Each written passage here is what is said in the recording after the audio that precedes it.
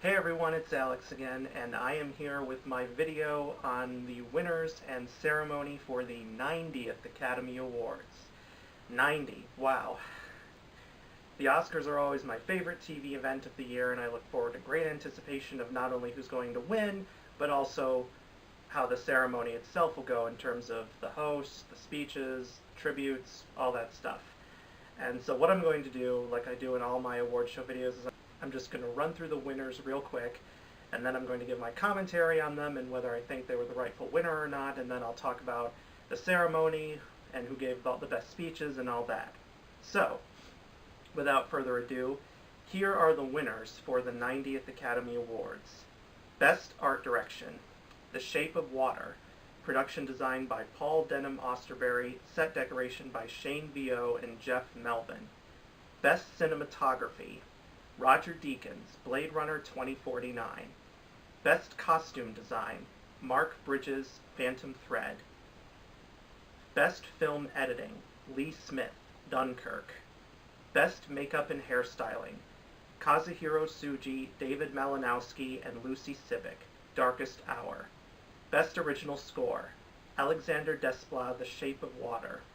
Best Original Song, Remember Me from Coco.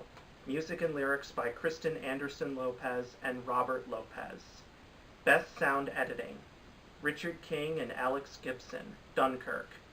Best Sound Mixing, Mark Weingarten, Greg Landecker, and Gary A. Rizzo, Dunkirk. Best Visual Effects, John Nelson, Gerd Nefzer, Paul Lambert, and Richard R. Hoover, Blade Runner 2049. Best Animated Short Film, Dear Basketball, Glenn Keane and Kobe Bryant. Best Live Action Short Film, The Silent Child, Chris Overton and Rachel Shenton. Best Documentary Short Subject, Heaven is a Traffic Jam on the 405, Frank Stifel. Best Documentary Feature, Icarus, Brian Fogel and Dan Kogan. Best Foreign Language Film, A Fantastic Woman from Chile, directed by Sebastian Lelio. Best Animated Feature, Coco, Lee Unkrich and Darla K. Anderson. Best Original Screenplay, Jordan Peele, Get Out. Best Adapted Screenplay, James Ivory, Call Me By Your Name, based on the novel by Andre Aciman. Best Supporting Actor, Sam Rockwell, 3 Billboards Outside Ebbing, Missouri. Best Supporting Actress, Allison Janney, I, Tonya. Best Actor, Gary Oldman, Darkest Hour. Best Actress, Frances McDormand, 3 Billboards Outside Ebbing, Missouri. Best Director, Guillermo del Toro, The Shape of Water. Best Picture, The Shape of Water, Guillermo del Toro and J. Miles Dale, producers. Now here are my thoughts on all the winners. For Best Art Direction, The Shape of Water, I think, was a very deserving winner. It really captured to a T the look and feel of the 1960s. The sets were magnificent, from the government lab to Eliza's apartment to Michael Shannon's home to pretty much everything in the film. You know, it had that Guillermo del Toro feel to it that you kind of feel in the sets of his films, but it also felt very realistic and very natural at the same time. For Best Cinematography, a lot of people are very happy about this, not just because Blade Runner 2049 is a beautifully shot film, but also that it wasn't until now that Roger Deakins was an Oscar winner. This was his 14th nomination, and up until this point he had never won. And, you know, massive congratulations to him for that, although me personally, as much as Blade Runner 2049 cinematography was absolutely breathtaking, I personally would have given it to Hoyt van Hoytema for Dunkirk, just because what he did in that movie with the camera was just unbelievable. The camera was like moving up and down, not like shaky cam, but it was like, it almost felt as if he had strapped the camera to his body and was moving in the battlefield with the soldiers or on the ship or in the air. It felt as if the cameras had been attached to the planes because they moved with the planes up and down and all around, and it was just mind-boggling. I mean, especially those aerial sequences. I have never seen aerial sequences like the kind they have in Dunkirk. I'm like, how did they do that? Wow. And the color palette. I mean, the color palette in Dunkirk, just absolutely gorgeous. Best costume design. Phantom Thread is a very deserving winner. And if you watch the film, you can kind of see why it won, because I mean, it is about a man who makes dresses for a living. So, there's tons of women modeling dresses, wearing them, and they just look absolutely beautiful. And it's probably, in terms of time, it's one of the more recent set films to win this award, because usually films have to be set in like the 1700s or 1800s or maybe the early 1900s to win this award, but this is set in the 1950s, so it's not that long ago. And once in a while you might have a film that's like in a post-apocalyptic future like Mad Max Fury Road win this, but usually it has to be a very period film to win this type of award. But there was absolutely no question that it deserved to win. Even if Phantom Thread wasn't the best movie, I had some problems with it, particularly with pacing and what happened at the end. The costumes were just absolutely beautiful. For best film editing, Dunkirk absolutely deserved to win here. This was a very tight race because there was a lot of potential for Baby Driver to pull off an upset win here, especially after it won at the BAFTAs and it tied at the Critics' Choice with Dunkirk. And I know a lot of people were rooting for it to win because of the way the action scenes were edited in that film. But Dunkirk, it not only did a masterful job of editing wartime scenes, because in a war film, if you don't have good editing, your film will fall apart. But it managed to amazingly weave together three different stories. The land story that's set over the course of a week, the sea story set over the course of a day, and the air story set over the course of an hour. And then they finally all come together in this one big glorious moment, and it's just editing perfection, in my opinion. Best makeup and hairstyling, I mean, was it even any contest, really? I mean, Darkest Hour probably won this by a landslide in the voters' results. We never know for sure because they never publicly released them, but, I did not see Gary Oldman in Darkest Hour at all. I saw Winston Churchill, and just, how they designed that makeup on him is just mind-boggling. Probably the best makeup used to turn an actor into a historical figure since what they did with Daniel Day-Lewis in Lincoln, which shockingly was not nominated for best makeup, and I don't know if it was considered eligible or not.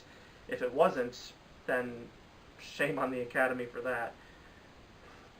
For best original score, another deserving winner here.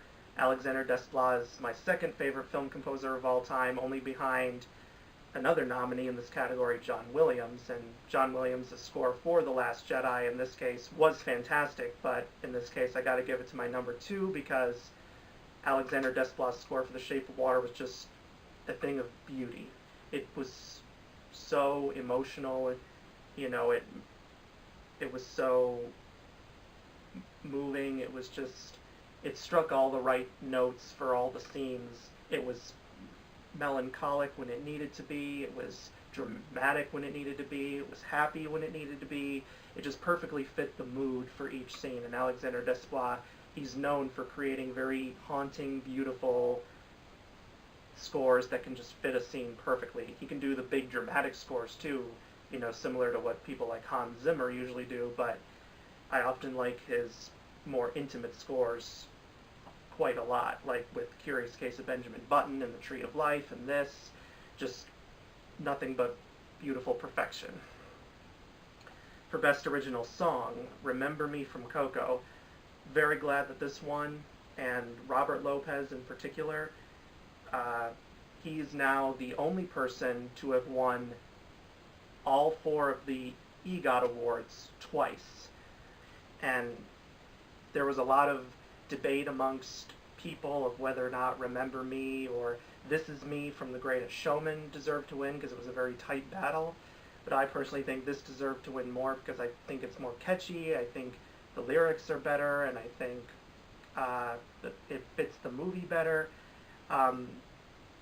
I love Benj Pasek and Justin Paul, especially with what they did with La La Land, but This Is Me I don't think was as good as Remember Me, because while it's a very empowering song, it wasn't the best song of the film in my opinion. And the fact that The Greatest Showman has also come under fire for portraying P.T. Barnum as a hero when in reality he wasn't. And I know this film wasn't trying to be a definitive biopic of him, but still I do think that probably hurt the film quite a bit. But even if this had been a faithful adaptation of P.T. Barnum's life, I do think Remember Me would have still been the deserving winner. For Best Sound Editing and Best Sound Mixing, with Dunkirk winning both of those awards, it deserved to win both because the sound was just fantastic. Although one thing I found odd, and this is one thing I don't like at award shows, is that they had people who were from one of the other nominated films present the award. Both of these awards were presented by Baby Driver stars Ansel Elgort and Eiza Gonzalez, if that's how you say her name. And I always find it awkward when people who are from a nominated film in a certain category are presenting, because I imagine how awkward it must be when you have to open the envelope and read out a film that's not your film as the winner. A couple years ago, Ryan Gosling and Russell Crowe presented the Best Adapted Screenplay category, and in their case, Ryan Gosling's own film, The Big Short, ended up winning, but I don't know, it feels like cheating to me when you have people who are from a nominated film in a certain category present that award. You know, you wouldn't have someone who was in one of the Best Picture nominees present that award, because imagine how awkward it would be if they had to present it to a different film. So I just don't know why award shows always do this. I know you want to have certain stars present, for ratings, which makes sense, especially if they're from films that were a contender. But you could have had someone else from other films present that award. I mean, I don't know, it was bizarre to me. And it's not just the Oscars that do this. The Emmys do this, the Grammys do this, the Tonys do this, the Golden Globes do it. They all do it.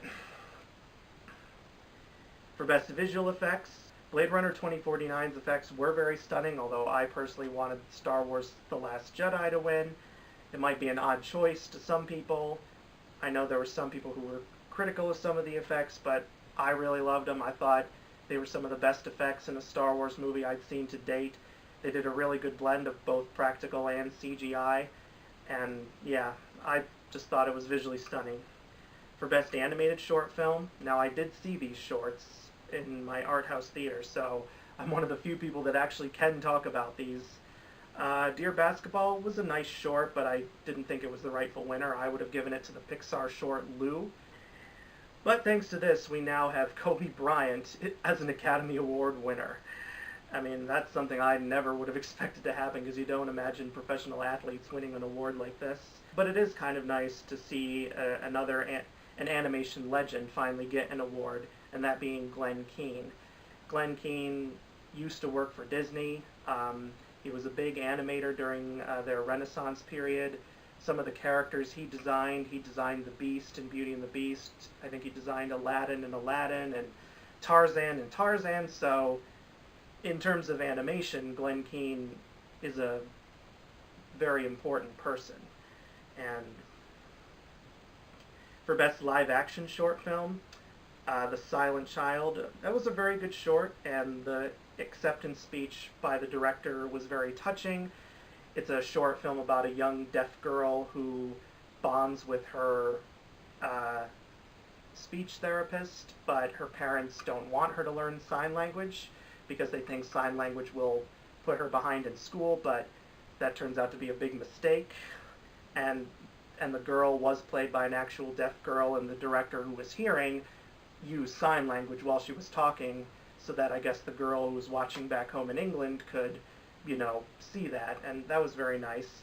And that would have been my second choice to win, but my first choice would have actually been DeKalb Elementary, which was based on a true story about a school secretary trying to stop a shooter, and, it was pretty much just set in the main office of the school, and it was just like the two of them for 20 minutes, and it was very, very intense. I couldn't take my eyes off it.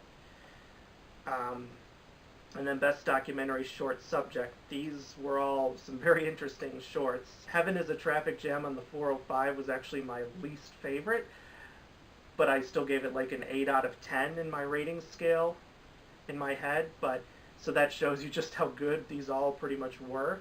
It was hard to pick for me personally what I thought should win, but ultimately I settled on Knife Skills, which showed something I honestly never had heard of before. It showed this French restaurant where all of the staff, from the owner to the manager to the entire kitchen staff, were all ex-convicts, and many of them had never even been trained as chefs before.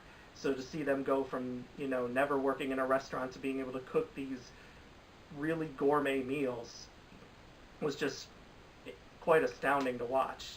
It actually made me want to go to that restaurant and try some of those foods because, man, they looked really delicious. For Best Foreign Language Film, I sadly did not get to see some of these until after the Oscars, because that's how, with me living where I live, sometimes these films come in way later. So I didn't get to see A Fantastic Woman until a few weeks after the ceremony, same with Loveless.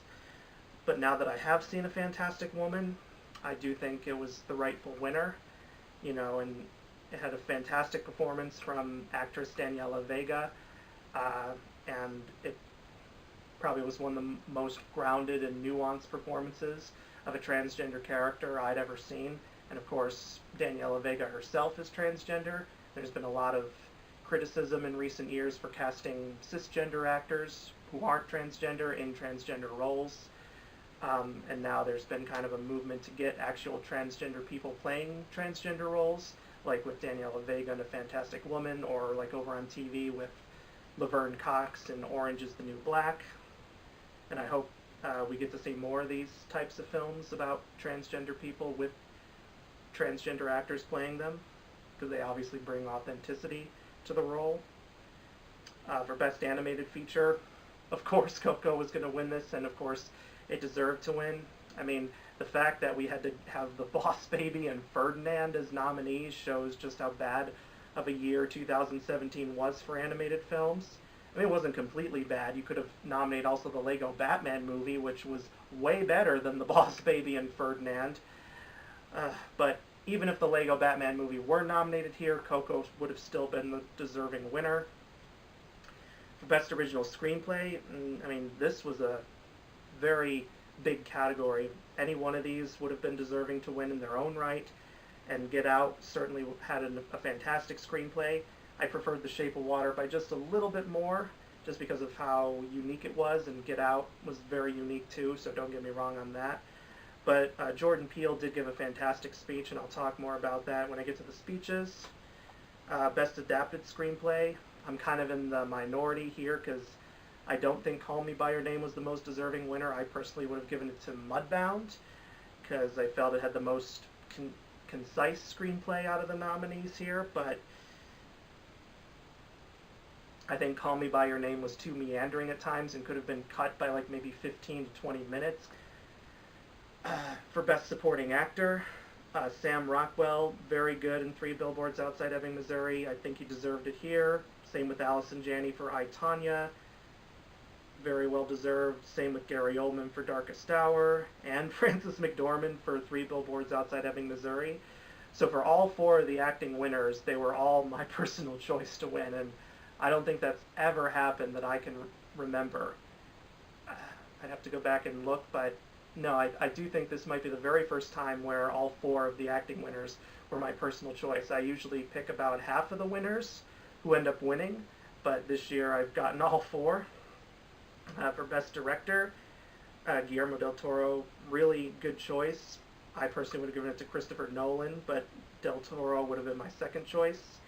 And for Best Picture, same with Shape of Water, very good winner, but I do feel Dunkirk was the most deserving. Shape of Water would have been my second choice.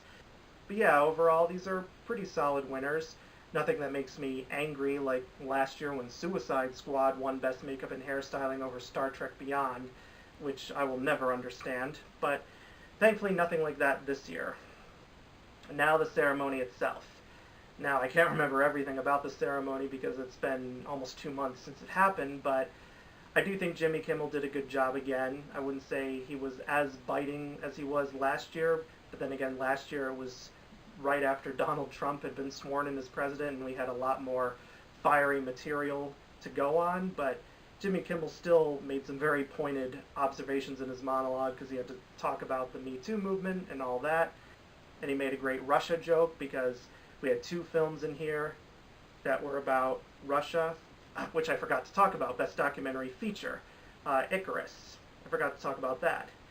I think that was the deserving winner, and that was about the Russian doping scandal for the 2014 Winter Olympics and the Russian scientist who blew the whistle on it and had to flee to the U.S. Very good documentary. It's on Netflix, so go and watch it if you are interested in it. Jimmy Kimmel made some great Russia jokes, especially after that one. I thought the tribute clips and like the clips for each category were nice.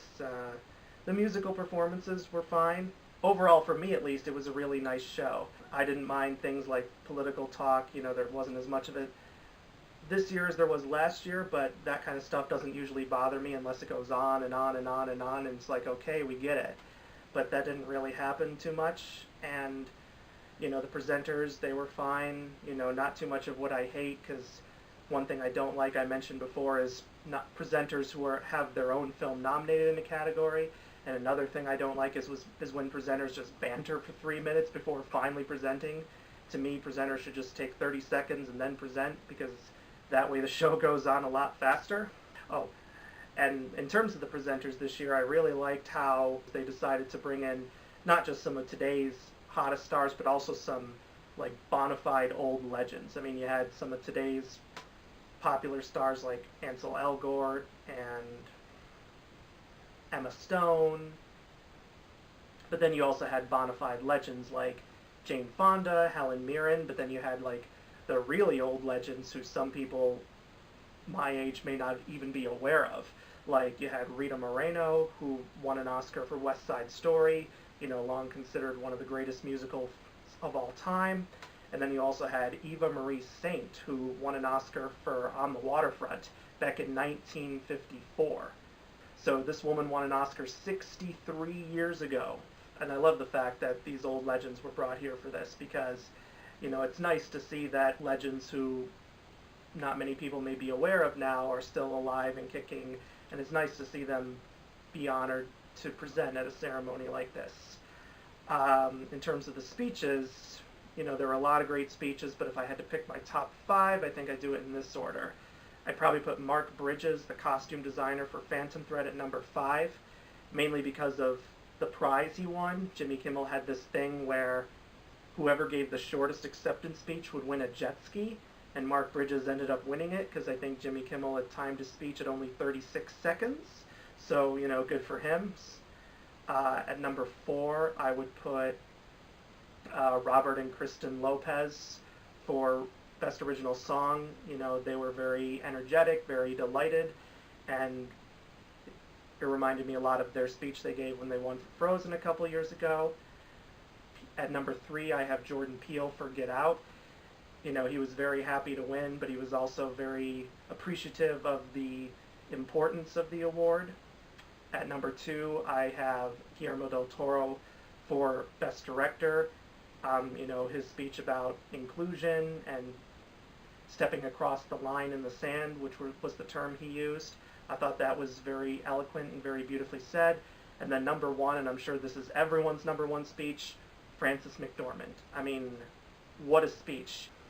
She had to put her Oscar down on the stage because she had so much to say, but everything was worth it. I loved how she asked all the female nominees, whether they be actresses, directors, writers, cinematographers. We had the very first ever female cinematographer nominated for an Oscar this year with Rachel Morrison for Mudbound. She asked all of them to stand up and be acknowledged, which I thought was a very nice gesture on her part.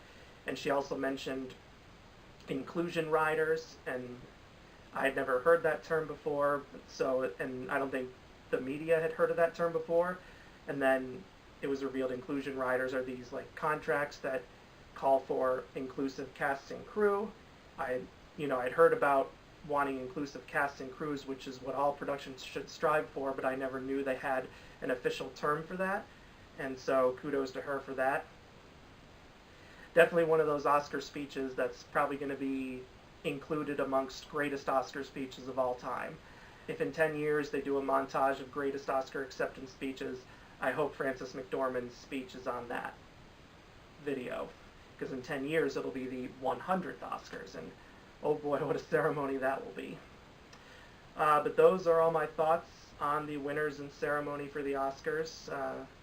If I had made this right after and not let other things get in the way, I would have had more detail to describe, but those are my thoughts, and let me know in the comment section below what you thought of the Oscar ceremony and winners, because everyone always has an opinion about that. And please subscribe to my channel if you've not yet already done so, and I will be back hopefully soon with my video on the Saturn Award nominations. So until then, I'll see you guys next time. Bye!